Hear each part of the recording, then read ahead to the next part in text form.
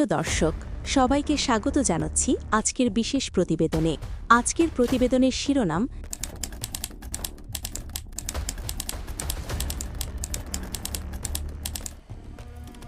তাহলে চলুন শুরু করি আজকের বিশেষ প্রতিবেদন। জাতীয় নির্বাচনের ঠিক প্রাক্কালে পার্বত্য চট্টগ্রামে আবারও অস্থিরতার ছক কষছে বিচ্ছিন্নতাবাদী সশস্ত্র সংগঠন ইউপিডিএফ প্রসিদ্ধ। অভিযোগ, প্রতিবাদ ও বিক্ষোভের আড়ালে সংগঠনটির কার্যক্রম এখন আর শুধুই রাজনৈতিক কর্মসূচি নয়, বরং সুপরিকল্পিতভাবে পরিস্থিতি উত্তপ্ত করে প্রশাসনকে চাপে ফেলা এবং ভোটের পরিবেশ নষ্ট করার কৌশল বলেই মনে করছেন সংশ্লিষ্টরা। ঘোষণা অনুযায়ী ৯ ফেব্রুয়ারি খাগড়াছড়ির মানিকছড়ি উপজেলার ময়ূরখিল এলাকায় মহাসড়ক অবরোধ ও বিক্ষোভ কর্মসূচি পালন করবে তারা। অজুহাত হিসেবে সামনে আনা হয়েছে দিঘিনালায় এক পাহাড়ি নারীকে শ্লীলতাহানির চেষ্টার অভিযোগ। তবে ঘটনাটির বাস্তব চিত্র বিশ্লেষণ করলে দেখা যায় এটি ছিল বাজারে জুতো কেনার সময় দোকানি ও ক্রেতার মধ্যে অনিচ্ছাকৃত স্পর্শকে কেন্দ্র করে সৃষ্ট একটি সাধারণ বাগবিতণ্ডা, যা পরে আইনগত প্রক্রিয়ায় নিষ্পত্তির পথে এগিয়েছে। মামলা হয়েছে, পুলিশ গ্রেপ্তার করেছে, আদালত ব্যবস্থা নিয়েছে, অর্থাৎ প্রশাসনিকভাবে বিষয়টি নিয়ন্ত্রণে রয়েছে। তবু প্রশ্ন থেকেই যায়, আইনগতভাবে নিষ্পত্তিকৃত একটি বিচ্ছিন্ন ঘটনাকে কেন হঠাৎ করে জাতিগত নিপীড়ন আখ্যা দিয়ে পাহাড় জুড়ে আন্দোলনের ডাক? পর্যবেক্ষকদের মতে এর উত্তর লুকিয়ে আছে ইউপিডিএফ প্রসিদ্ধের পুরনো রাজনৈতিক অপকৌশলে। তাদের রাজনীতি তথ্যভিত্তিক নয়, বরং গুজব ও বিভাজনের ওপর দাঁড়িয়ে। ছোট ঘটনাকে বড় করে তুলে সাম্প্রদায়িক উত্তেজনা সৃষ্টি করাই তাদের চেনা পথ।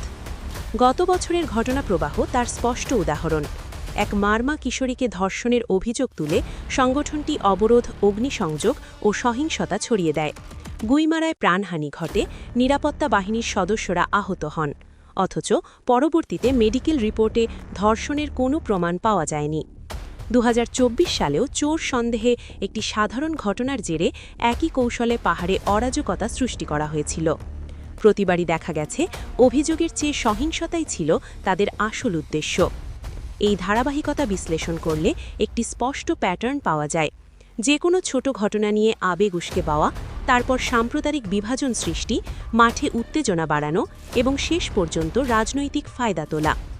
নিরাপত্তা বিশ্লেষকদের মতে নির্বাচনের আগে পাহাড়ি বাঙালি সম্পর্ককে ইচ্ছাকৃতভাবে সংঘর্ষমুখী করে ভোটারদের ভয় দেখানো এবং নির্বাচনী প্রক্রিয়াকে দুর্বল করাই ইউপিডিএফ প্রসিদ্ধের কৌশলগত লক্ষ্য। এই বাস্তবতায় স্পষ্ট যে এটি কোনো মানবাধিকার আন্দোলন নয় কিংবা স্বতঃস্ফূর্ত প্রতিবাদও নয়, বরং এটি ভোট বানচাল, প্রশাসনিক নিয়ন্ত্রণ ভেঙে দেওয়া এবং বিচ্ছিন্নতাবাদী এজেন্ডাকে সামনে আনার একটি সুসংগঠিত অপারেশন। অতীত অভিজ্ঞতা বলছে তাদের তথাকথিত প্রতিবাদ যত বাড়ে, পাহাড়ে তত বাড়ে উত্তেজনা ও সহিংসতা।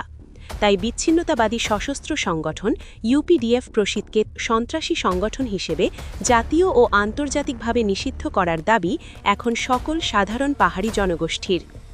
নির্বাচনের আগে শান্তিপূর্ণ পরিবেশ নিশ্চিত করতে হলে গুজব ও প্রোপাগান্ডার বিরুদ্ধে কঠোর অবস্থান নেওয়া জরুরি। তথ্যভিত্তিক সত্য তুলে ধরা, আইনশৃঙ্খলা বাহিনীর দ্রুত ও দৃঢ় পদক্ষেপ এবং উস্কানিদাতাদের আইনের আওতায় আনা ছাড়া বিকল্প নেই। কারণ পাহাড়ের শান্তি রক্ষা মানেই কেবল আইনশৃঙ্খলা বজায় রাখা নয়, এটি সরাসরি জাতীয় নিরাপত্তা ও গণতান্ত্রিক প্রক্রিয়া সুরক্ষার প্রশ্ন।